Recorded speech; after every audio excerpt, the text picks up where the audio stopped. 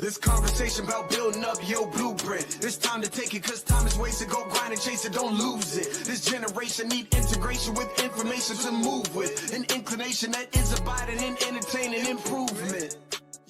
Hey, what's going on, Respect My Blueprint Nation? Welcome to another dope episode of the Respect My Blueprint podcast, where we give you the blueprint to success. As you can see behind me, it's all about the blueprint. Today, ladies and gentlemen, man, we got a first for the show. We got a first. You guys know I like to bring you guys the good stuff, man. And we got a world record book holder here. So I hope you guys appreciate, the value and the gems that I'm bringing to you here today. And my guest is going to definitely help a lot of people out there understand how to build. And today I have a man who has flipped the job game hunt on its head. This is actually a Guinness World Record holder, ladies and gentlemen. Yes, we're going to learn more about him, and he's the best-selling author of over 11 books, has helped over 12,000 people lock in their careers that they love, some in as little as 2 days. Okay, so for those that are needing fulfillment, you definitely want to check in today's show. He's been hired by giants such as Canon, Aviva, and many other big corporations out there. You want to know what his real superpower is turning career chaos into straight up clarity. Okay, so I'm super excited to go ahead and welcome my guest today, Josef Stetter. How you doing today, my friend? Wesley, first of all, thank you for that lovely introduction, and thank you for giving me the opportunity to share my insights and my thoughts on anything that you want to have a conversation with me.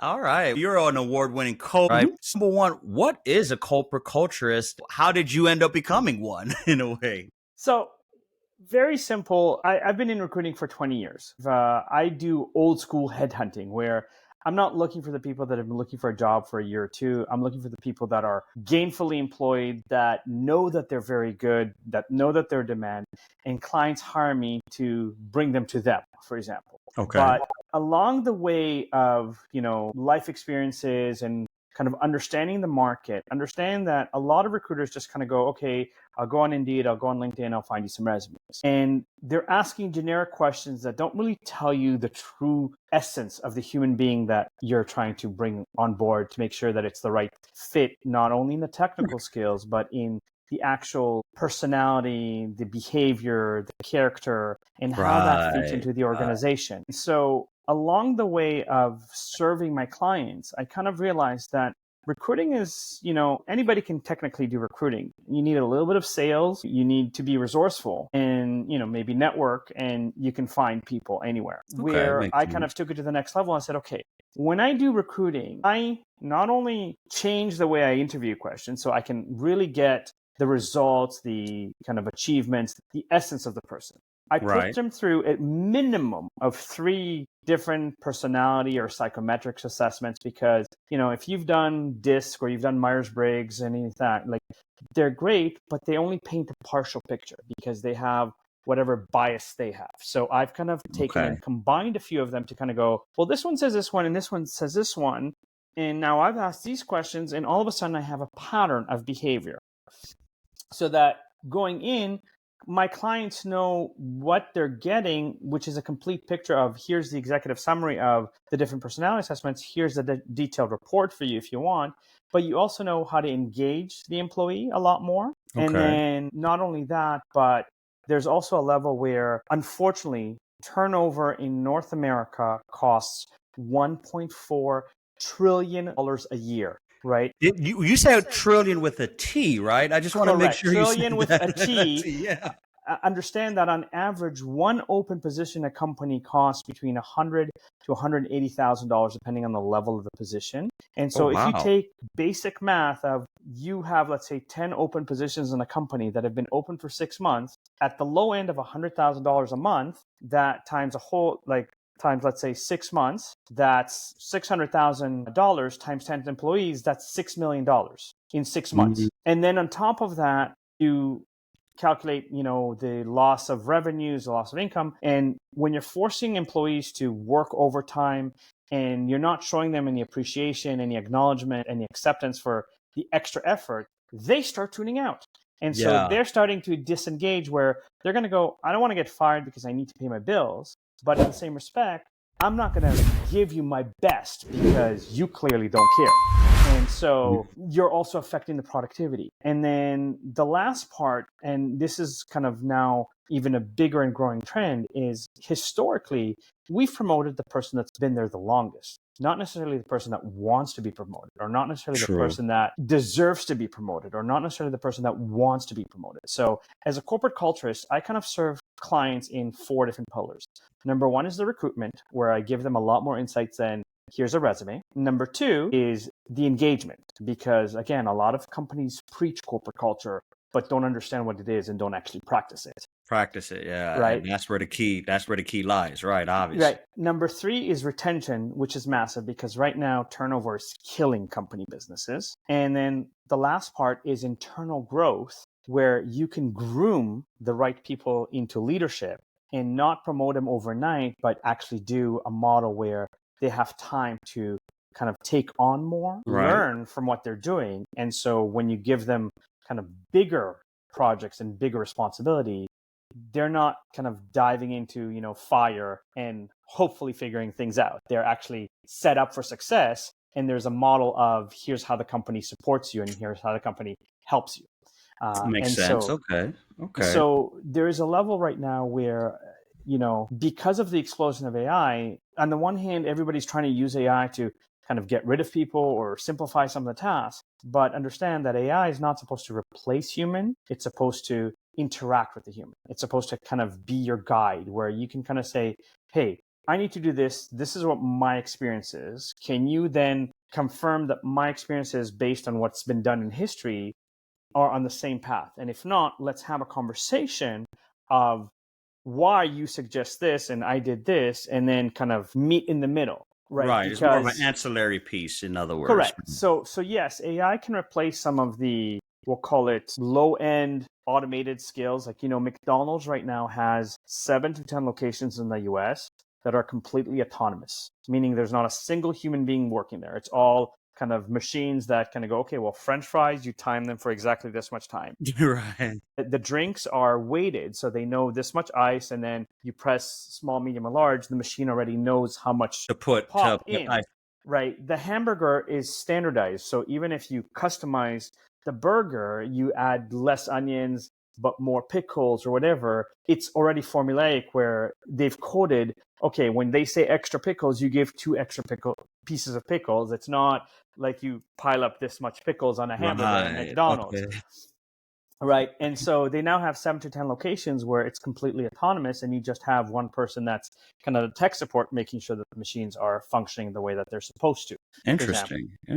But if you take and this is to me in part what's scary, kids that are going to university right now that are using ChatGPT to solve their engineering questions. And then you go, okay, I want you to build, let's say, in Alaska, because it's a US state that has extreme conditions. Right. ChatGPT can tell you, here's what the rules are for building, let's say, a bridge. But ChatGPT doesn't take into account the extreme weather conditions, the infrastructure, the soil, that. You need to speak with your chat and explain to them what you have learned, what you have experienced, in order to be able to adjust how some of the strategy is being done. And this is kind of the key differentiator, is it's not just do this instead of me, right? Because, for example, let's just take social media. You can have good point.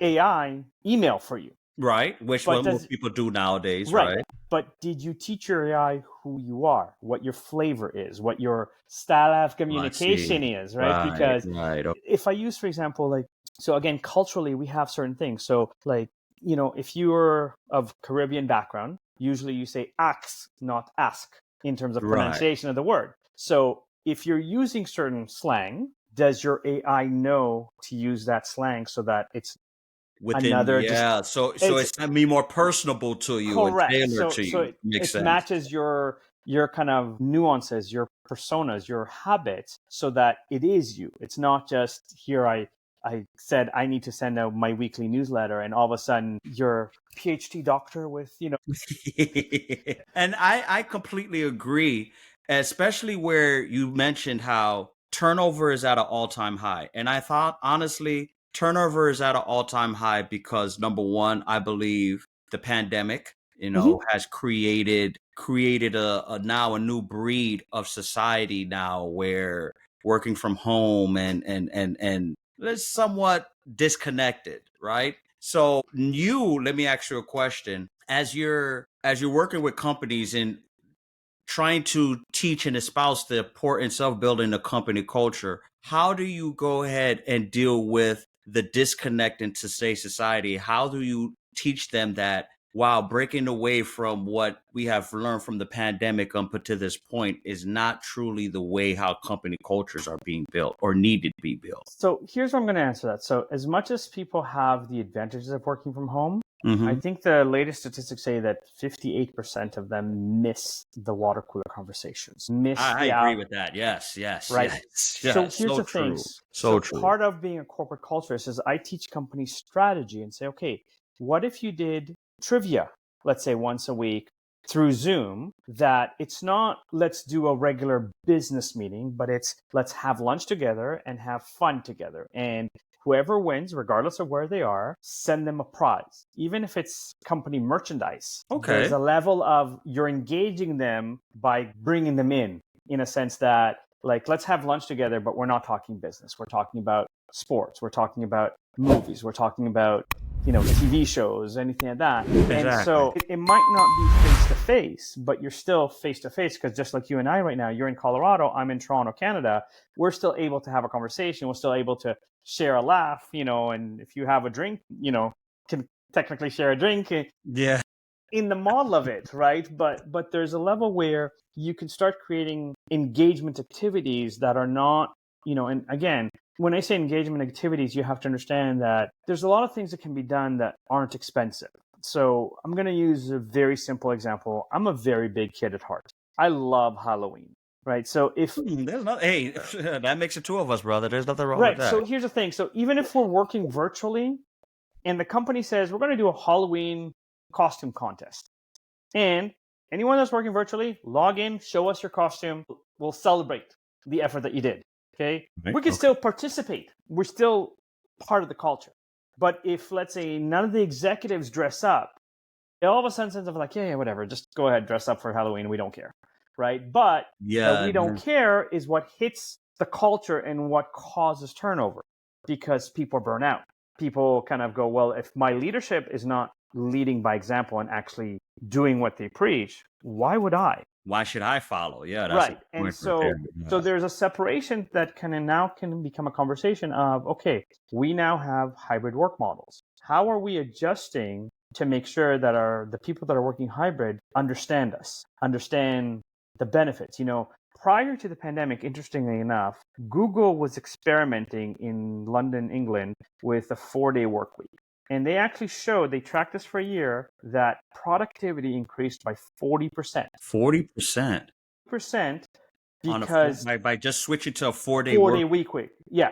Wow. Switch to a 4-day work week, because people are like, I want to get this out of the way so I can enjoy my weekend. I don't have to worry about the things that I missed or anything like that. Makes sense. So you have to understand the dynamic of the Industrial Revolution, where, be thankful that you have a job, work for 35 years, keep your head down, and, eventually if you work hard enough, you'll get promoted. In many universities and colleges, especially if you study, let's say, business related, They teach you go to work for a company for 3 to 5 years, leave on great terms, come back and go see if the grass is greener on the other side. If it's not greener on the other side, come back to that company. When you come back, they'll realize just how much work you did, how great you are. And that's when you're more likely to get promoted and get the raise than if you try to work for 10 years for the same company and work your way up, for example. Makes sense. Okay. And so the shift in the word culture is not just, okay, we had a pizza party. It's kind of what people whisper when leadership's not around. That's what culture is. And so when you start understanding, if you take care of people correctly, you don't need to worry about culture, because the culture will take care of itself. It'll take care of itself. Wow. Right? Of the top 10 reasons why people choose to leave that, and here's again, because I do a lot of research on this and I spend a lot of time on this, sadly, 80 to 90% of people in North America hate their job. Think about 80 to 90%. Right. Hate their job. Salary is actually number 7 on the top 10 reasons of why somebody leaves a job. The top three reasons are extremely toxic work culture, lack of clear understanding what leadership actually wants or expects from you, and lack of opportunity to bring in new or fresh ideas to help the company grow, in essence. And Oh so, my gosh. So money's not even a driving force for most people for the then. majority of people, it's not. Because here's the thing, once you reach a certain plateau of income, an extra 5, 10, even 15 grand is not really going to change your lifestyle. Because if you break, let's say, 10 grand over 26 pay periods, because you're getting paid every 2 weeks, for example, Right. after taxes and after whatever there, you're on 10 grand, you're maybe making an extra $300 per paycheck. So it's not life changing where it's like, hey, yeah, I see what you're saying. Right, but I see what to you're saying. some people, it's a principle. Like, I'm making 90, I'm at 100, and I want to be at six figures. So it's more of a, conscious, like, I want to say I make six figures. I want to introduce myself as someone that makes six figures, not 90, for example. Right. But from 90 to 100, you're not really lifestyle change. Yeah, right. In that That's sense. true. Now, if you're going from 100 to 200, yes, there's a lifestyle change too. But right, exactly. I mean, with that, all it is just you're able to go to Starbucks in the morning to grab a coffee, right? Sure. Right, given that Starbucks is more expensive than gasoline. So exactly, right? Right. So the shift is more of kind of, how do we understand the human being that's working, not look at them as strictly a head count and say, oh, you know what? And I'm going to use banking industry. Okay, good example.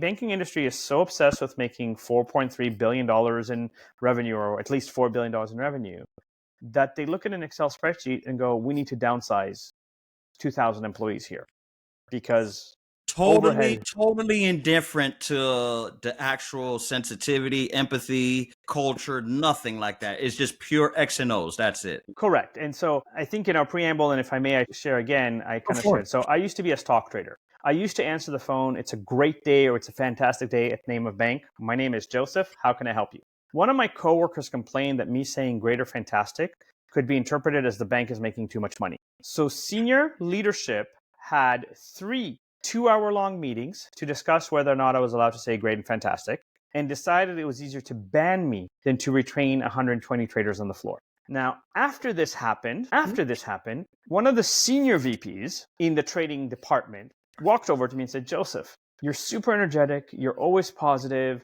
morale here is extremely low. I'd like you to form a social committee to help bring people together, get them more excited about working here. I was like, okay, great. First thing I'm going to do is I'm going to organize a potluck. Who doesn't love food? And the senior VP looked at me and went, I don't know if that's going to work. The majority of the traders here are bachelors. They'll probably just give you $5, $10 and say, I'll eat what everybody else brings. I said, don't worry, I'll take care of it. And I created an Excel spreadsheet. This many people bring drinks. This many people bring, cookies. This many people bring kind of candies. This many people make courses. I logged off the phone for 2 hours. I started with the senior VP. I said, I don't care if you make it, your partner makes it, your mom makes it, or you buy it. But you have to sign up for something. It doesn't matter. Right, because again, like, if you're going to bring like pop, like Coca-Cola, you're not really making Coca-Cola at home, right? Right. If for most people, like, I'm going to bring gummy bears, you're not going to be like, okay, I'm going to formulate gummy bears at home kind of thing. So I said, there. And I went one by one, and I got, about 160 people to sign up for different items. And then the day of the potluck, I logged off the phone for 2 hours to organize the food in a logical manner so that salads weren't beside the chocolates. And, there was a flow to grabbing food and grabbing snacks and whatever you wanted. It wasn't a free-for-all. Right. Right. And we had the equivalent of about 4 full-size boardroom tables of food. That's how much food we had.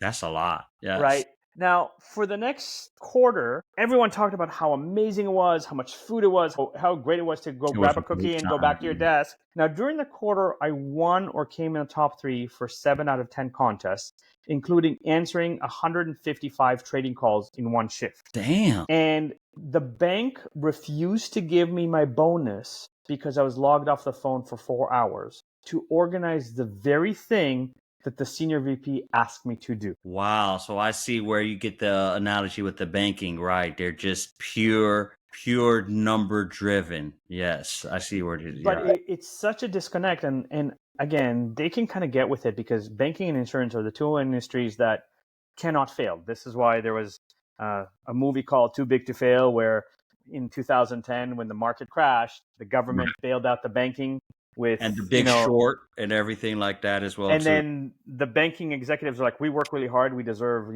hundreds of millions of bonuses for ourselves, and then went back 6 months later to the government and said, oopsie, we ran out of money, we need some more money. Yeah.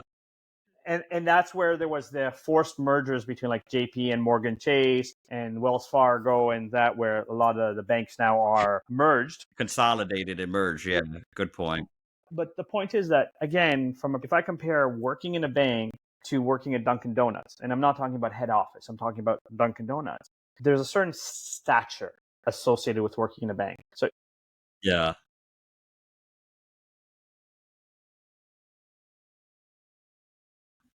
True.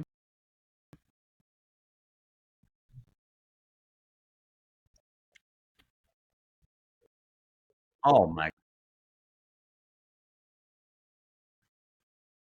Yeah. So they'll bury you just like you say, just in just court work. Yeah, it's right. litigation. Yeah. So understand that this is a perfect example where, on the one hand, people want to work in the banks because there's potential opportunities for growth, there's potential career path that are mapped out.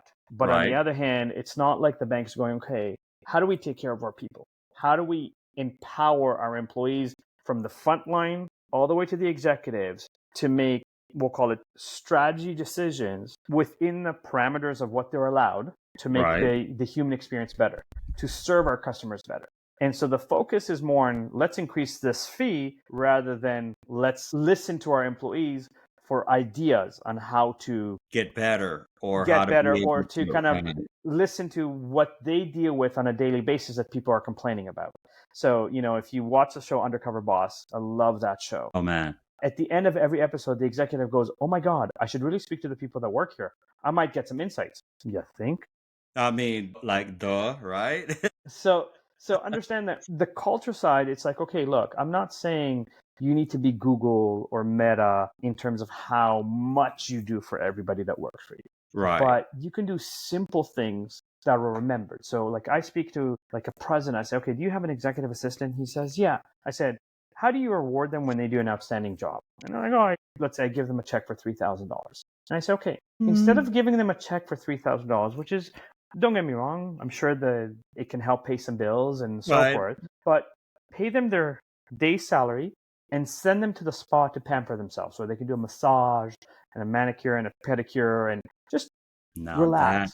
yeah. Now think about what's going to happen when that executive assistant comes back on Monday morning and goes, I got paid to go to the spa on Friday. They're going to be so excited to do more, because for many people, and again, depending where you are in the States, it's a luxury you can't afford. It's a luxury that right now, based on your income, might not be even on your radar. Might even be, yeah, good point. But the fact that the executive cared enough to say, not only am I going to pay your salary so you're not losing income, but I want you to take care of you, your mental health, your well-being, right? Think of the culture shift that would happen if more employees experienced that. And more employees kind of went, wow. Man, let's take something as simple. Like, I speak to them and I go, okay, do you have a wellness program where you pay, let's say, $50, $60 a month for someone to use in whatever capacity you want? So if you want to train in UFC, we give you $50, $60 towards your monthly membership. Wow. For example, you want to go to the gym and pump weights, we'll give you $50, $60. We'll give you 50, exactly. Right. You want to go take dance classes? Fine. Here's $50, $60 a month to cover your kind of fees. Again, it's such a small amount, but it makes such a big difference. in kind of going, wow, I love working here. You know what? Because this is a big part of my life, but they are taking care of it for me. Right. And that's a very good point. And I feel that's what is lacking now, especially as the more bigger companies, and you've worked with some of these big internationally known multinational companies and everything, which leads me to the next question is, now, can you break down your 7 interview wow rules? Like, give us here's a better question. When a company is hiring someone, what is the top 3 things they should look for? So you've kind of worded the question in a very loaded way. So here's what I'm going to say to you. It's not necessarily that it's a look for. Being able to look past auto response. So for example, someone says to you, what are your 3 strengths? Auto response. I'm hardworking, dedicated, committed team player with excellent communication skills and interpersonal skills. Now, here's the thing. Unless you tell me a story that tells me why you have those characteristics, it's very subjective. So how do I measure that? Because how do you measure hardworking? So if I compare someone that works in public accounting during tax season, it's almost mandatory to work 80 hours a week. So what's hardworking? 100? And I compare that to, let's say, a nurse at the height of the pandemic that in many cases had to do 3-4 hours of overtime per shift because there was such a shortage of nurses. And I'm talking like right at the beginning when everything was shut down and everything was kind of crazy. Yeah. Right. So here's the thing. Is the nurse less hardworking than the accountant because they work less hours? No, because there's a different level of stress. There's a different level of responsibility. So unless you're defining what hardworking looks like, anybody can say that they're hardworking. But again, there's hardworking and there's hardworking. There's smart working versus hardworking. You know, if I can get my stuff done in 4 hours, does that mean I'm not hardworking? No, it just means I'm resourceful and I've maybe used AI correctly to make my life easier. But I still got all the work that you asked me to do better than you expected it. And I've done it right to satisfaction. Okay. So you know, I like to change the question and say, instead of asking that question, just modify the question and say, you know, Wesley, if I were to meet one of your friends and ask them to describe you in 3 or 4 words like they're setting you up on a date, how would they describe you for a date?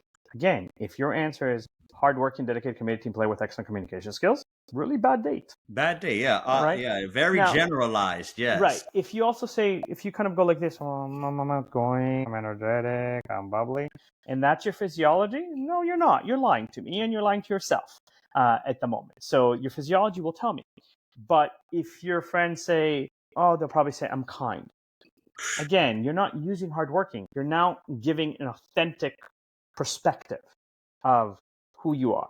And so if the company really wants to know what that means, they go, well, what's something that you've done that people will consider kind? Now you get a chance to tell me the story of the word kind, not just the word, for example, right? Similarly, one of the worst interview questions that the majority of employers use is, Wesley, tell me about this job. Again, we go into autoresponder mode with, well, you know what? I've been working as an engineer for 5 years, and I know how to do thermodynamics and quantum physics. And you know, I've done these calculations and that. Yeah. Right? It's like, okay, and you're bored saying it, kind of thing.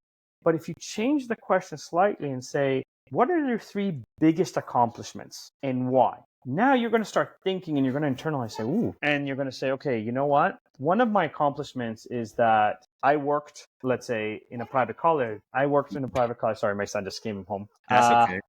I worked in a private college that before I came in, sold $530,000 worth of their courses for the year. In 1 month, I generated for them $860,000, right? And then usually that's the reaction I get. And then the follow-up question is, how? And when I can explain the how, I can prove to you I'm an excellent salesperson without me sales lingo for you. Right. I'm still going to use some of the sales lingo because it ties in terms of check marks. I said B2B or B2C. I said lead generation. I said relationship building. I said that. But now I'm giving you a story that impacts you. I'm giving you a story that you can connect with, right? So there's a level where if you look at history, okay, Malcolm X said, I have a dream. He didn't say, let's have equality. Yeah. But you see, you're laughing because it hits you differently to say, I have a dream, than let's be equal. Have equality, right. Right. And so the messaging of I have a dream is so powerful because now you can explain what the dream is. You can explain how that how the dream relates to that. So in an interview, instead of saying, tell me about this job, what are you most proud of? What are your biggest accomplishments? Explain to me in detail why. So now you're going to tell me the strategy you execute. You're going to tell me kind of the results that you produced. You're going to tell me why the result was better, different, or other than what was done in the past. And all of a sudden, you're now painting a picture of how you get things done because your story is what I connect to. The results give me the proof of it, but it's a story that builds that energy so that you're not hiring the wrong person by going, okay, well, check mark hard work, check mark dedicated, check mark there, you're hiring the right, because here's the thing, if HR is interviewing you, they might not fully understand what your role is. They just have kind of this is the not approved keywords that you need to say. These are some of the kind of generic questions that we can ask. But if they're taking notes to give it to leadership, director, VP, C-level executive, they're not looking for those keywords. They're looking for, I don't need to guess the level of work that's done. Makes sense. Right. Well, my next question here, because you're a career coach. I'm a resume whisperer and a corporate culturist. Yeah. All right. So I distinct that because here's the thing. A lot of career coaches kind of go, okay, here you go. I can go on ChatGPT and I can write your resume. And ChatGPT will generate the correct lingo. But ChatGPT is not going to know your essence, Wesley. So even like you gave the example earlier, if you're from the Caribbean and you have like that certain lingo or slang that you say, is not going to pick that up. Right. Correct. Unless you've taken the time to teach your AI that you use this slang regularly when you you speak and everything. Correct. Okay. So there's a level where this is where you have to understand. I don't know, let's say a lot of times when I deal with individuals, same thing with companies, I have a generic resume that says I have 10, 20 years of experience. Right. So my job is to pull out what is your experience matters. What is your experience that will help you and guide you in how you make decisions for the next employer? Right? Because again, you might be brilliant, but if you're not messaging your brilliance, nobody can pick up on the message. Right. So take a look at the name of your podcast, Blueprint. Right. There's a very famous book, Blue Ocean Strategy, which is the interruptive of waves. So if you understood or you read that book, and having a blueprint is to kind of go, okay, there's a lot of people struggling right now. They want success. There's a lot of businesses that are struggling because they're overwhelmed with whether it's a tariff wars, whether it's whatever is going on, that they're trying to figure out what is the path of least resistance to get to revenue, for example. Yeah. So I remember I was lecturing at a university to MBA students, and before coming into lecture, I had a quick conversation with the professor, and he mentioned to me that they just did a case study where the business is losing a lot of money, and the students had to come up with a solution. And so most of the students, like 90+% of the students, said outsource was the solution. That was the reply, right? Out there. So I said, okay, that's all I need. And I came in and I started the conversation. I said, okay, I understand you guys just did a case study. Show of hands, how many of you said outsource? Again, a room of about 300 students or whatever, about 280 of them put up their hands. Most of them then. Right. So I said, then why are you wasting your money getting an education? And the room went quiet. I said, you suggested that you don't need a job because I can outsource you somewhere else. That's what you just said by outsourcing, right? And you could hear a pin drop. And then I said, okay, how many of you would be willing to, let's say, take a 10% pay cut, but keep your jobs in order to help the company? Hands went up. I said, how many of you, between your education, your experience, either in sports, in like the culture you grew up in, your life experiences, if you were really forced down to it, could sit down for a couple days and come up with ideas that can generate money that the business has never done? Some hands went up. I said, that's the difference. Because if your mindset is just find the cheapest solution, you're paying $40,000 to $200,000 for an education where you won't have a job because your solution is to outsource. Right. But now let's go and say, okay, you grew up, what's your cultural background, if I could say, Wes? I'm Haitian, Haitian American. Yes. So let's just say Haitian. So what are things that are done in Haiti that in terms of culture, people come together? Eating together. That's the big thing, yes. So how could you apply that in a work environment to help others be more productive? Right. Matter of fact, a good example will be like the potluck, saying, hey, let's build culture. Let's get together. Let's vibe, right? Let's sit and eat together, maybe listen to some music, and let's brainstorm together how we can solve this problem rather than one person kind of trying to do it by themselves. And this is where culture comes in, because all of a sudden people are eating, they're more relaxed, they think clearer, they come up with better ideas. And all of a sudden they start interviewing, you know what? I once saw this, episode of The Apprentice and they did this. Maybe we could try that. And another person says, you know what? I played, let's say, hockey for 15 years. And one of the things that we did for hockey, we did this. Maybe we can Try incorporate that. that.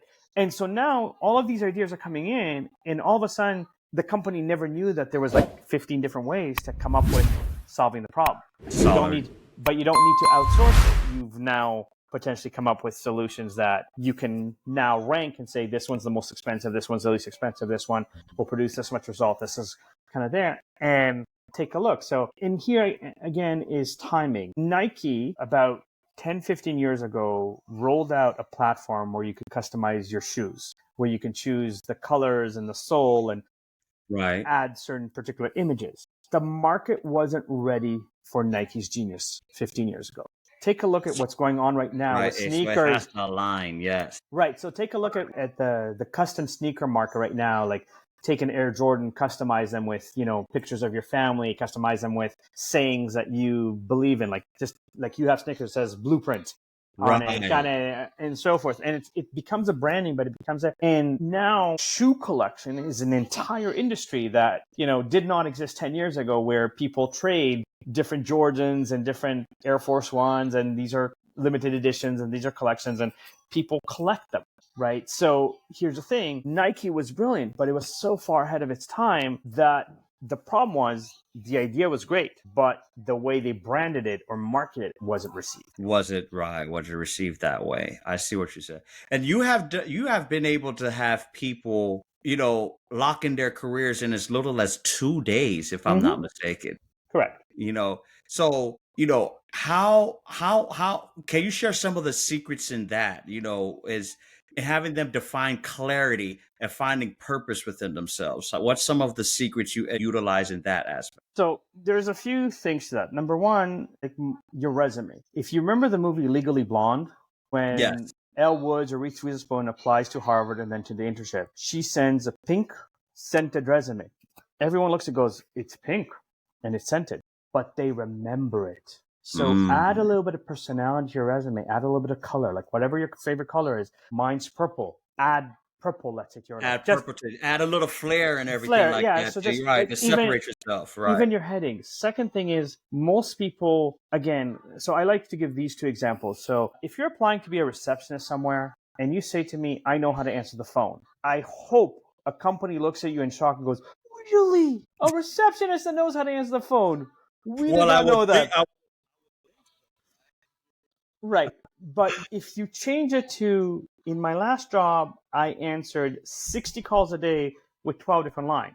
I can measure 60 calls a day with 12 different lines. I cannot measure, I know how to answer the phone. Right. So stop giving me generic, I know how to do this, I have experience with this, there. Give me specifics of why you're different, better, other than everybody else. Make your resume reflect that, not only in stop using Times New Roman, Arial, or Calibri as your font. Those are the default fonts in Microsoft Word. Start change it to even Cambria. Change it to another font because it's subtle, but it's noticed. Stop using the black little circles or dots as your bullet points there, because everyone uses them. And I'm not a graphics guy, but if you go to symbol or a bullet point in Microsoft, you can get a diamond, you can get a check mark, you can get a little arrow, just something that is subtle, but it's not. Add a little bit of color to your headings, and give me results, not just I know how to do. So one of the first times I helped somebody get a job in 2 days, before getting married and having two beautiful, amazing kids, I was an avid salsa dancer. And I performed and competed. Okay. And I performed and competed for 15 years. And when I first started, I was dancing with a girl that was significantly younger than me that was in college studying graphic design. Right. And this opportunity to work for one of the largest telecom companies in Canada as an intern, back then still free. And she calls me up. She's like, I really, really, really want this job. Can you help me? I was like, you really, really want it? She's like, yeah, I'll do anything. Okay, great. I'm going to be like your Mr. Miyagi. Whatever I say to you, you have to follow exactly. You have to follow it exactly, right. Right? Don't question the madness kind of thing. So first thing is, your job title is graphic design. You are not allowed to have a black and white cookie cutter resume. So we made her resume green. We made her resume green. Instead of having the black dots that everybody uses, she had a little dancing emoji or whatever that was her signature there. We made that her bullet points. She was working as a barista at a coffee shop, So we wrote that, she was doing graphic designs in the coffee shop because she was drawing the latte images that people get, for example. So we sent her resume. 2 weeks go by. She calls me. She goes, "They didn't even call me. You suck." An hour later, the director called her and said, "Listen, I am so sorry we didn't contact you sooner. We received applications for 20 unpaid positions. Your resume was one of our favorites, right? And because we received so many applications, we're going to do a 3-interview process. Your first interview is going to be in 2 days." In 2 days. In Wow. 2 days, right? So she calls me and goes, oh my God, they called me back. What do I do? And I was like, first of all, apologize. Exactly. Like, I was gonna say, didn't I tell you I was Mr. Miyagi? Like, come on now, right? So then I said, okay, I want you to go to Kinko's or Grand Toy or any FedEx, whatever place where you can print your 10 best digital pieces of work on the highest quality glossy paper so that they can see it visually. Even if it costs you $40, go. Then I want you to take all of your graphics that is like digitized. And back then there was a platform called Flickr, which was easy access for the digital media where you don't need to log in and it's very easy and organized and so forth. Right. Organize everything there. I taught her my 7 rules to a WOW interview. She showed up, went to the first interview 2 days later. 15 minutes into her first interview, the director put down his pen, looked her straight in the eye and said, "I've been running this program for over 10 years. I have never been so impressed with a candidate as I am with you. I'm not even bothering with the second and third interview. Congratulations, you're my first hire." Just like that. Just like that, right? So understand, when you brand yourself correctly and market yourself correctly on your resume, right, people take notice. But it's the message. You're selling yourself, right? Correct. The bigger problem in what people are experiencing now, especially with the AI revolution, right, is that most people default to job boards like Indeed to look for their work. Indeed is probably one of the worst places to look for a job because one job posting on Indeed gets between 350 and 5,000 applications. Damn. Right? And the success rate on Indeed is less than 5% of actually finding employment. Now, less than 5%, you said? Less than 5%. Right? Now, here's the thing. Most companies look at the first 100 because they figure out of a batch of 100, we'll probably get, let's say, 10, 15 good resumes, and then we can narrow it down. Right. So if you're 102, no one sees your resume. Now, because I've spent so much time learning this, there are 3 ways that you can make sure that you get noticed on job boards like Indeed. Number 1, most of the big job boards or applicant tracking systems refresh their database between 11:45 p.m. Eastern Standard Time and 2:45 a.m. Eastern Standard Time. So 3-hour difference for you in Colorado. So between 8:45 p.m. and 11:45 p.m. in Colorado for you. So all you have to do is, so if you posted your resume in, let's say, January on Indeed, and we're now in May, you're probably on page 7,000 of the database. Nobody sees you. Yeah, it's like being in the 30th page in Google on SEO and everything. Right. Like that. Right. So all you have to do is every night before you go to bed, go in, open your resume and press spacebar anywhere on the resume and press save. The moment that you press spacebar and save, you've made a change to your resume. So Indeed goes, ooh, this is a new resume. Let's add it to the refresh list of jobs that we emailed the recruiters and the employers on a daily basis because it's a relevant resume. Second very important trick. Just that little change right there. Just that little change. And if it's not, just add a period somewhere and save it, or add a period and erase it, or add an exclamation mark. It doesn't matter. As long as you make any minor change. Minor changes. You've made a change. Second mistake is that we've been taught for the past, let's say, 100 years to fill our resumes with action words: manage, direct, liaise, coordinated, blah, blah, blah. Adjectives, just things like that. Yes. Yeah. But that's not what the applicant tracking system is measuring. Applicant tracking system is measuring the technical words associated with your profession. So if you're in marketing, it's measuring SEO. It's measuring Instagram, Facebook, email marketing, print marketing, paid ads, pay-per-click. Those are the technical terms associated with, let's say, the marketing profession. So stop telling me manage, direct, liaise unless you add managed pay-per-click campaigns that did this much revenue and other key terms that you need there in terms of algorithm there. And then those are kind of two big things. And then unfortunately, in North America, we have this small model where most job postings say, don't call us, we'll call you. We'll call you. Right. And you hear that all the time, right? We blindly go, okay. Yeah, it's like, okay, sure. Yeah, no problem. Okay. Now, before I explain what I'm about to explain, let me ask you something, Wesley. If you like someone and you looked at them and you're like, I'm going to wait for them to come talk to me, how often will that actually move forward? That don't work out too well. Yeah, that don't work out well too many times. Right. I agree with you. So if you call HR and act a little bit, we'll call it ignorant in quotations, and say, you know what, my internet just disconnected just as I was pressing send, or my battery on my laptop just died as I was pressing send, or I never got a confirmation, or my computer crashed the moment I was pressing send. Can you please check that my application went through?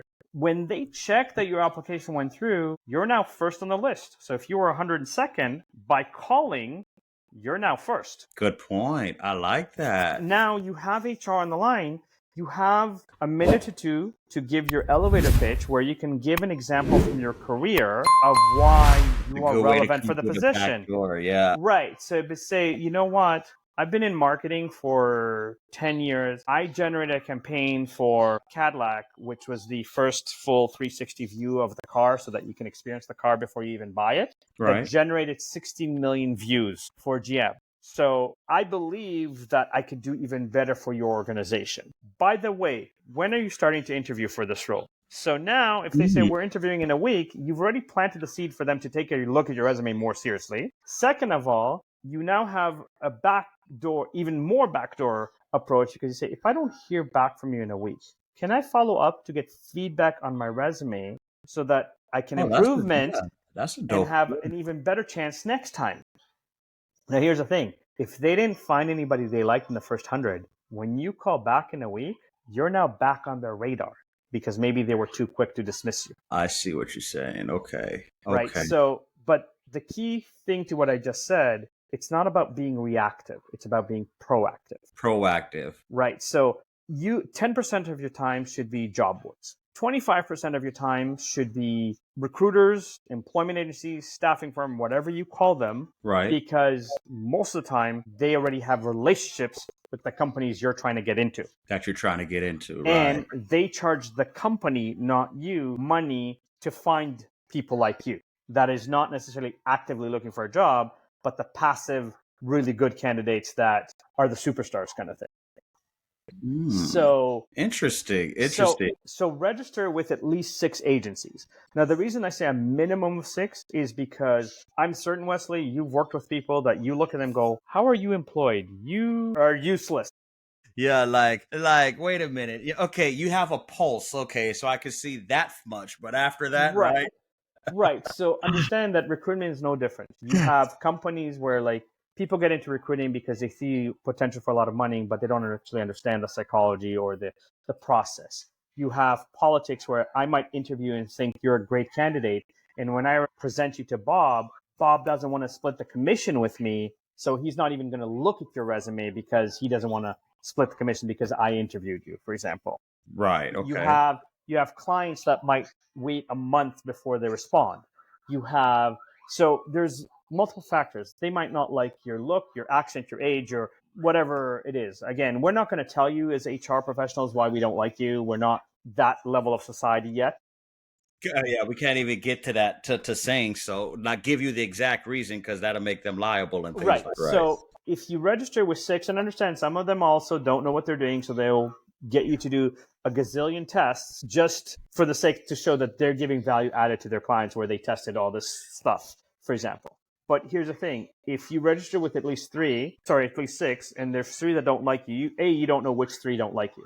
But the 3 that do like you, they're going to start presenting you to their clients. And if their clients happen to be the same client, but they're using multiple agencies, when 3 agencies represent you to the same client, that company is for sure going to interview you and take notice that, wait a minute, 3 different agencies just said Wesley's amazing. I need to talk to this guy. And so register with them. Again, biggest mistake that most job seekers do is they kind of go, well, where's my job? No, wrong conversation. First thing you need to do, the recruiter, after they ask you all their questions, is what do you need from me to make it easier for you to market me. So for example, in preparation for this podcast, we had a 15 minutes. Are we on the same Intro page? call. Can we right, so that we can kind of make sure that what I have to say is relevant and so forth. Right. So there's a level where some agencies might say, I don't like the layout of your resume, color in your resume. I don't like this. And you can use that feedback to now better modify to whatever they want, because if their clients say we want it like this, what do you care? Make it like that so that you can get the opportunity, for example. Period. Exactly. Then 25% of your job search should be LinkedIn and other social media, because all companies now have like pages, like company pages. So if you become part of the conversation where you make interesting insights or you make comments about a company, like I'm just going to pick a company at random, like Tesla, right? Okay. So there was, before Elon Musk got involved with President Trump, Elon Musk released all his patents for electric cars so that every car manufacturer can make electric cars. His mindset was, my engineers are so good that I don't care that Ford is going to make electric cars. My cars are going to be better anyhow. But he made it accessible so that every car manufacturer can have the opportunity to offer electric cars. Right. So here's the thing. Again, in something like that, if you go on Tesla's page and you create a comment and say, you know what, that was a very interesting strategy where people probably thought you were crazy for releasing it, but I really appreciate the opportunity you created for more people, for more car companies to understand what makes a good electric car and what is the kind of engineering required so that there's different affordability points in terms of prices. Because typically, let's say a Ford in the US costs you, let's say, $15,000 to $25,000, where a Tesla is costing you, even their Model S, I think it is costing you $30,000, $40,000. So if you can get an electric car for $15,000, and that's what your price range is, or there. And so if you comment on that, they start noticing the comments that you're making, and all of a sudden they'll check out your LinkedIn profile. They'll check out your kind of see who you are, because then they'll go find you for the job. And they'll be more engaged with you and everything like Correct. that. So again, LinkedIn, because you can pay $45 for the in-mail function, and you can connect with people that are not on your network.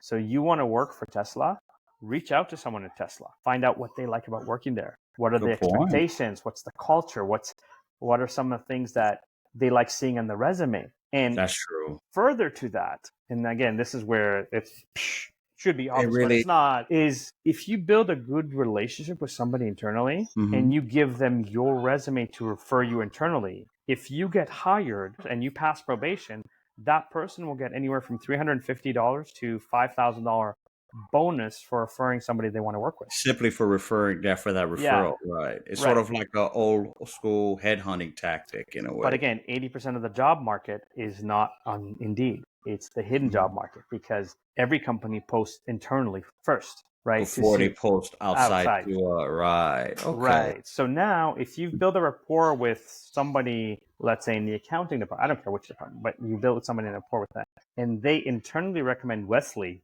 to HR, to the leadership of that department, and Tesla goes, Bob just recommended Wesley.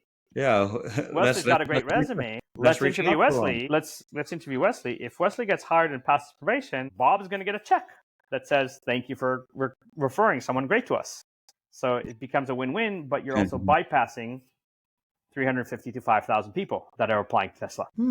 Now, Joseph, you have been absolutely phenomenal in sharing. Wait, I'm not done, because there's still more strategies, right? Okay. There's 2 more strategies. The next strategy is to actually network.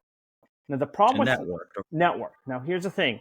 Most people do networking extremely wrong, because they go into networking with, oh, you're an executive at this company. Can I give you my resume? Can I get a job? You haven't earned the right. You don't know who that person is. So instead of coming in and like, can I get a job? Can I get a job? Change the conversation, make it about them. So first of all, and this is extremely important because so many people don't understand this. When you go networking, brand yourself. Yourself. Right. So my favorite color is purple. When I go networking to bigger events, in fact, to every event that I go networking, I wear a purple shirt. I have a purple bag. I have a purple pen. I have a purple notebook. I have purple business cards so that even if you don't remember my name, Wesley, because there were so many people at the event, The color will stand out. Correct. Much. Yes, yes. So when I say, hey, Wesley, I'm the guy in purple, you'll be like, oh, yeah, I remember him. Now, the other part to that, so for men to brand yourself, you can choose a particular color. You can choose, like when I used to live in Ottawa, there was a guy that wore the most neon fedoras you could imagine. I'm talking like neon green, neon yellow, neon. Nobody remembered his name, but they were like, what's the guy with the fedora, the green fedora? Right. Yeah, he stood out. I don't remember nothing else, but that stood out to me. Right, so you can wear a hat, if you wear earrings, particular earrings, a funny tie, not the corporate like blue tie or red tie, get like a Mickey Mouse tie or whatever you were into that. It's kind of a conversation starter. If you have a unique watch, it's a good what they say icebreaker in a way. Correct, because it's something that starts a conversation right away. Now, here's the more important part, and this is where most people fail drastically. Make the conversation about them, not about you. Not about you. Yes. So when you come and you meet an executive with, let's say, Google, you're gonna go, oh wow, you're an executive at Google. What made you so successful? If you had to look back at your career, what are your 3 biggest accomplishments and why, right? What are you most proud of? If you were mentoring somebody in this industry, what would you focus on, right? Now, why am I doing this? Because understand that unless they're looking for a job themselves, other than their partner, they don't really get a chance to brag about their genius. So if you're coming to a networking event and going, Wesley, tell me about your genius. Tell me about your successes. And you're excited and you're listening to them. And someone else comes in, hey, can I give you my resume? Do you think they're going to pay attention to that person? No, they're going to pay attention to Wesley. Because why? Because Wesley's talking about them. And everybody likes to talk about themselves. And so when you do that, you create space where there's listening, where if you transition to, you know what, I'm in this industry. I would love your feedback on my resume. You're not asking for a job. You're asking for feedback. Why? Why are you asking for feedback? Because that person, that executive, let's say at Google or whatever, is now going to write the perfect resume they want to hire. Okay? I see what you're saying. And if you then put it all together and say, you know what, after speaking to you, I would love to work for someone like you. I would love to make you look good where you can get a bigger bonus because I'm going to produce more than anybody on your team. What do you think your chances are of getting hired are? Right, because you're not applying to the applicant tracking system. Exactly. You're speaking to the decision maker, and you create an environment where they got to brag for a half hour about how great they are. They are, right. And like you said, everybody loves to hear about themselves at the end of the day. And so this is where having a podcast or even reaching out on LinkedIn and saying, hey, I'm writing an article about experts in this field. Can you be one of my authorities? Gives you that space to get all the information you need to get hired, because they'll tell you what they like on their resume. They tell you what characteristics they like. They tell you what the expectation is, what their leadership style is. And again, depending on how good you are at asking questions, you can lead it so that you can know what's going on. Okay. And what's the last point? And the last point, and this is the hardest, it takes the longest, but it is also the most rewarding. Okay. Is pick 5-10 companies that you're determined, I want to work here, and then create opportunities where you reach out to the executive and say, hey, I was wondering if you ever did this strategy. Now, 1 or 2 things will happen here. 1, if they haven't done the strategy, they'll ask you more details about it and probably steal it from you, which is what I hope will happen. That's what you hope would happen. Yes, because you have a follow-up conversation and say, by the way, I've got 9 more ideas. What do you think that person's going to say? That was my only one right there. Yeah. Right. Yeah. So that's like, what are they? What are they? No. If you want those 9 ideas, who better to execute them than me? Now you've created an environment where you're the conversation they want to have. You're different. So again, a friend of mine, and this is going back many years, but still applies today, graduate from mechanical engineering. Every job that he applied for kind of said, you need 5 years of experience to become an entry-level mechanical engineer, right? Just graduate university. After sending out about 200 resumes, not getting a single response, he picked about 20 companies that he's interested in. Printed his resume, went to the first company, showed up at 9 a.m., said, I'd like to speak to the director. Receptionist was like, do you have an appointment? He's like, nope. She looked at him and goes, he's busy. He goes, okay, I'll wait. And he sat there at reception. And he sat there till 2:30 in the afternoon. At 2:30 in the afternoon, the director came in and said, I understand you've been waiting for me all day. How can I help you? And my friend said, I know you're not hiring right now. There's nothing on your job, but I just graduated mechanical engineering. These are the projects I did. This is kind of the calculations I made. You're a company that I've been following for a while. Quite some time. And and you're one of my first choices to work for. In under 10 minutes of just waiting for the director, he was hired and offered a full-time job because in a position that does not exist yet. Because it wasn't even created yet. It wasn't posted. He just came to introduce himself in person, not go through the digital side of, applicant tracking systems and stuff like that. Right. But again, depending on the company, depending on the location, with security and everything, it might not be as easy to this, but there's ways of kind of loopholing. So for example, you want to know who the right person is, call any company, ask for accounting, customer service, or sales. Accounting, customer service, or sales. Or sales. So if you call Mike in accounting and say, hey, Mike, I understand you're in charge of hiring social media experts. What's Mike going to say to you? No, I'm an accountant. Right. Check with the social media department. No. So you're going to say, oh my God, I have the wrong information. Who is? And accountants aren't known for their bubbly personality either necessarily. They're probably just going to give you the information because they're not thinking you're trying to bypass the system. They're just trying to kind of give you the information. Give the answer so you could, get to what you were Same thing with customer service. Customer service job is like, oh, I want to give a recommendation for this person in the marketing department. Who is the director that I need to email, or who is the director I need to reach out to, right? And sales, if you're talking to them and they're not selling to you, you're wasting their time. So they want to get rid of you as quickly as possible so they could go back to sales. So they'll give you the information, like their phone number, their extension, their email address, so that there. Now, here's what happens. You call back and ask for Bob. When you get Bob, even if you get Bob's voicemail, so you say, Bob, I just spoke to Mike in your accounting department. He tells me you're one of the best leaders in this company. I'd love to have a conversation with you. What just happened? You just opened up the door now. Right. So if you use all these strategies together, something's got to hit. Something's going to hit no matter what. Right. If you default to Indeed, you're going to wait a year, probably. Unless, like you say, you make that subtle change of putting a period or a space. But again, you're playing the odds of the statistics on Indeed. Right. You're not playing the odds of I'm speaking to the right person, or I've loopholed through somebody in the company. I've done networking correctly, right? So here's the thing. When you go networking, don't go to the free events because that's the ones where everybody's desperate for a job. Go to the ones that cost you $100 because the people that go to the $100 one are the ones that they're serious. They're serious. Yes. Right. So like, for example, every city in North America has either a board of trade, a chamber of commerce, or a BIA kind of unit for like the city. Right. The people that attend the lunches and the dinners there that cost $50 to $100 are executives because they don't want to be bothered during lunch. Makes sense. So they go to the places that cost money because who that's looking for a job is going to spend $100 to come for let's say dinner. The Project Management Institute, where you get your PMP designation as a project manager.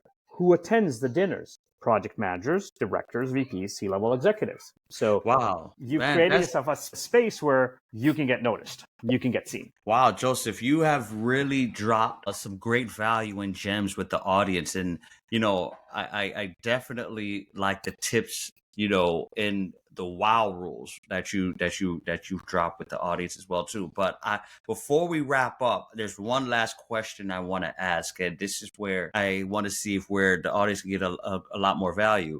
If there's one piece of advice for any, our audience that's viewing this are more aspiring and newly minted entrepreneurs, right? Mm-hmm. So although they may not have a corporation, but they're building up their company, they're aspiring to get to that level, right? Mm-hmm. What's one bit of advice you would give for them in order for them to build the right company culture? Okay, so I'm going to answer that in two parts. Number one, define what is your value added. Define what is your value added. Okay. The reason being is because I'm going to take a very generic example of financial advisors. Okay. Most financial advisors have the same designation, where you either did your Series 7 if you're really into stocks in the market, or you did your LLQP kind of license and your mutual fund license. Okay. Let's say, what is it about the way you approach advising your client that's going to be better, different, or other? Because to give me the same PowerPoint presentation that everyone does, and to say you should invest in Fidelity, you should invest in Mackenzie Mutual Fund, doesn't really move the needle much. Correct. Right. So are you focusing? And so even let's say on the insurance side, yes, everyone has car insurance, everyone has home insurance. Some people have critical illness insurance. How many of them have living benefits insurance?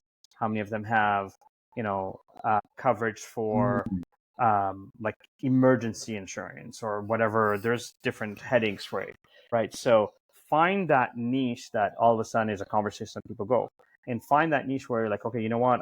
I'm a football player. Let me target football players. Okay. Because you'll build that from understanding your demographics. So if you take a look, and again, tying it into most, let's say, rappers, many, let's say, even athletes go bankrupt within 5 years of retiring from a sport. Sad. That is true. Yes. That's Why? Because the rappers, as soon as they make $1 million, they're like, I need to now buy a custom-made diamond necklace that weighs more than my head.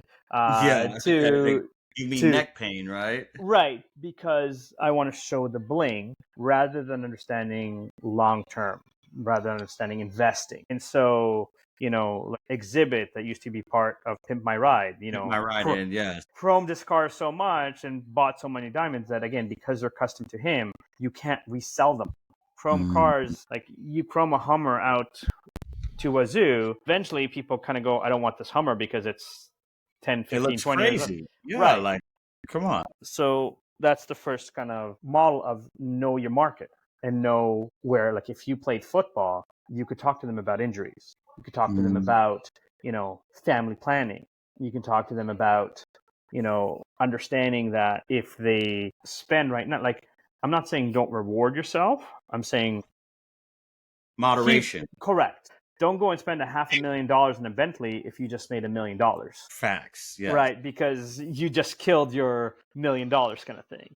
Exactly. Maybe buy a house, maybe buy a franchise that can generate money back for you, and then use the money from the franchise to buy yourself a Bentley, for example. Buy yourself a Bentley, right. Right. So if you understand your niche, that's super, super important. And within that, the next part is own what is your genius. So that if, let's say, your genius is to speak to people, Wesley, and you like being in front of people all the time, and you're not very good with the paperwork, hire someone that is super organized. With the paperwork. So that they're doing the things that you probably need to do, but you hired them. Like, I know that you have an assistant that sent me the email reminders of this is this. And again, you're paying for that service so that you don't need to waste that time and money and energy to send those emails yourself. Exactly.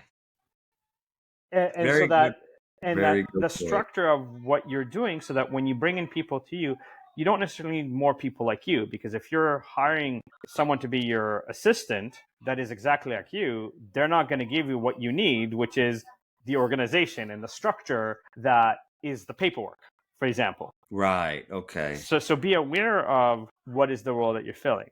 Be aware of, there's an adage in English that says, if you're the smartest person in the room, you're in the wrong room. That is true. Yes. Right. So find, you have a lawyer. They understand contracts better than you. They can read nuances in a contract that says this could come back to haunt you. Just be aware of that that's something that the wording is this way or that way. You hire an accountant because even though you might be able to do your own taxes, the U.S. tax code is 86,400 pages. A good CPA knows the rules of how a company like Amazon does not pay taxes legally, because the LLC reports to a C Corp reports to an S Corp, the S Corp reports back to an LLC, and the sub-companies or sub-levels of taxation that each one has when you kind of go like this, eventually when they transfer is zero taxes legally. But don't try to figure it out yourself unless you love accounting and that's kind of your hobby, but surround yourself with people that are smart enough that you can kind of go, here's the information, you do what you do, give me the kind of executive summary that says, here's what I can expect in terms of short term, here's kind of long-term consequences, and I know what's going on with my business on the financial side without me killing myself trying to input all the nuances. And all the nuances into it and everything. Right. Okay. And so as you're building your company out, whether you hire them as full-time, whether you hire them as temp, whether you hire them as contractor, understand, focus on your genius, surround yourself with people that can do the things that can help you level out, but those are things that are not your genius. Like right now, I'm building an AI HR, we'll call it mirror of how things should be. Right. Okay. I hire geniuses Some of them from, like, my CTO has 2 PhDs. I have 3 PhDs from Stanford that have PhDs in AI that understand what the technology needs to do. Right. I understand what the human experience and job finding and their career looks like. Right. So Okay. I kind of say, I need this. You guys figure out the tech stack and then tell me what you need from me to make sure that this tech stack communicates with this and does this and does this and does this afterwards. Right. But if I try to learn code myself right now and learn the rules of AI code, like, I understand what machine learning is. I understand what natural linguistic programming is, but I'm not a programmer and my brain doesn't think as a programmer. So I speak to people that know it and I ask them questions when they kind of speak Chinese to me when they go, okay, we're going to use, Python for this and Azure for that. And I'm like, again, because I'm in recruiting, I know what those words are. I don't really know what they do. We're wrapping up. Right? So I surround myself with people that do. And so for new entrepreneurs, number 1, what is your value added? Number 2, surround yourself with people that offset some of where you might have shortfalls or you're not inspired to do. And then make sure that you're hiring to understand that the stuff that you're not inspired to, they're excited about. They're excited. Wow. Well, Joseph, man, this have been a phenomenal conversation. I know, you have to run as well too. Man, first of all, before we wrap up the show, is there's any way how the audience can follow you? If they, I know we follow each other on LinkedIn. I've checked out your YouTube, but if you want to share with the audience, how they can follow you, if you have anything coming out as well too. Yeah, so Josef Stetter, if you're ever confused, my last name, think of the word stutter, but instead of a U, put an E. Stetter. I'm pretty much the only Josef Stetter on social media, so it's pretty easy to find me. I'm extremely active on LinkedIn. That's probably the best way to find me, but, the celebrategroup.com is one of my websites. josefstetter.com is another website. Regardless of how you do it, I make myself available because I truly believe this is one of the most important conversations that's happening right now. And it's not just new, better technology. It's really understanding the level of human experience that we need to bring back. Fantastic. Listen, Joseph, this was a great interview we've had. Great show. I really, really would hope I could bring you back again. If that's possible. I would be honored. Just say it's when. Not always where I have an award-winning Guinness Book World Record holder on the show. I'm a participant. I participate in a Guinness World Record where 154 authors signed the exact same book at the exact same time. Man, oh my goodness. Well, I'm pretty sure you're still out there doing great things and chasing the record, if anything, right? Listen, there's bigger things. I'm working on a TED Talk, and kind of a series of them, but I'm always kind of right now looking at what's happening around me. And then, I'll use the word pivoting to understand that I'm also relevant to how the market is changing right now. Awesome. Well, listen, ladies and gentlemen, please follow Josef Stetter. The links and all the information will be included in today's show bio as well as the description. If you are looking to go ahead and find fulfillment, if you're looking to build a company culture, corporate culture, you definitely want to reach out to Joseph, and he's the man to do so. And of course, this is the platform and the show where we give you the blueprint on how to be able to go ahead and build success. And as always, guys, we're going to catch you on the flip side. Take care. All right. Bye-bye. Blueprint. Yeah. This conversation about building up your blueprint. It's time to take it, cause time is wasted. Go grind and chase it, don't lose it. This generation need integration with information to move with. An inclination that is abiding in entertaining improvement.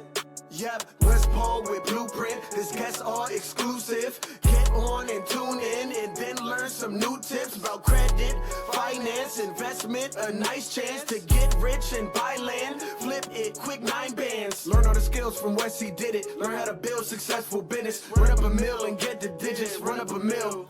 Look, safe place where guests are speaking. Based on financial freedom. All facts, no cap, believe it. Podcast, you have to see it.